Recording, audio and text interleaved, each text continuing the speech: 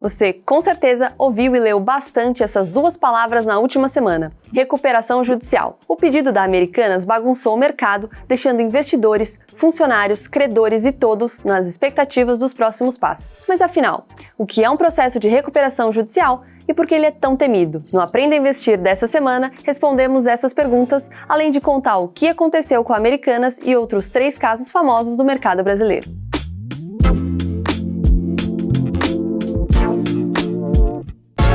A recuperação judicial é um processo legal que suspende a cobrança de dívidas durante um período de renegociação. O objetivo é permitir que as empresas em crise financeira continuem funcionando sem demissões em massa, calotes ou falência. Essa é a principal diferença de um pedido de falência, que visa encerrar as dívidas antes da empresa deixar de existir. A recuperação judicial pode permitir que a empresa se reerga e volte a funcionar normalmente, como o caso da Oi, que encerrou a sua recuperação judicial depois de 6 anos de processo. Para abrir o pedido, a empresa precisa de um advogado que a represente, junto com o motivo das dificuldades financeiras e os documentos que comprovem a situação, como balanços, extratos bancários. Caso a justiça aceite o pedido, a empresa tem 60 dias para nomear um administrador judicial que formatará um plano de recuperação. Esse plano pode ser aceito ou não pelos credores durante uma assembleia geral com todas as partes envolvidas. E se for aceito, o processo se inicia.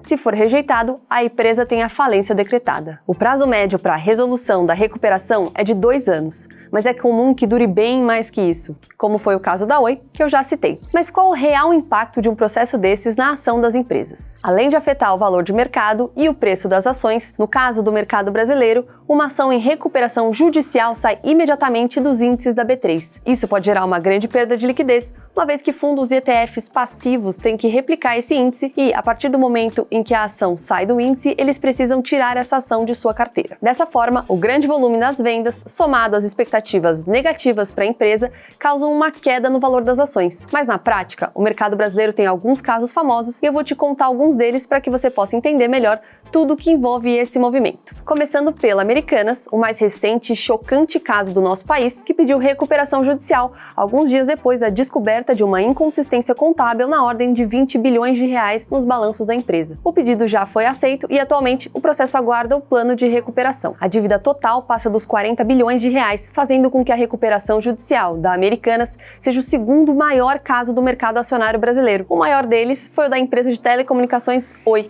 iniciado em 2016 e encerrado nos últimos dias de 2022. A recuperação foi resolvida com o leilão de diversos ativos da empresa, como a divisão de telefonia celular, as torres de telefonia fixa e a rede de fibra ótica. Quase metade da dívida foi paga com leilões. Algumas multas aplicadas pela Anatel foram reduzidas também na metade e o restante parcelado em 84 meses, permitindo que as pendências fossem resolvidas sem o fechamento da empresa. Bem diferente do que aconteceu com a Itapemirim, empresa de transporte aéreo e terrestre, que tinha cerca de 5 bilhões de reais em dívidas e sem bens suficientes para zerar as dívidas, a empresa foi liquidada para o pagamento de credores e fechou as portas depois do processo. Outro caso importante é a da petroleira OGX, do grupo de Eike Batista. Funcionando com previsões irreais e alavancagens altíssimas, a empresa entrou com um pedido alegando quase 14 bilhões de reais em dívidas. Ela conseguiu pagar seus credores, mas nunca se recuperou plenamente a ponto de iniciar a produção. Hoje chamada de Doma Energia, foi recentemente incorporada pela PetroRio, cancelando seu registro de companhia aberta. Se você quiser saber mais sobre recuperação judicial, acesse o nosso relatório completo. O link está na descrição do vídeo. Se gostou do vídeo, deixa um like e me conta se você acha que a Americanas vai conseguir se recuperar. Antes de mais nada, se inscreva no canal da XP para não perder nenhum conteúdo e nos vemos na próxima.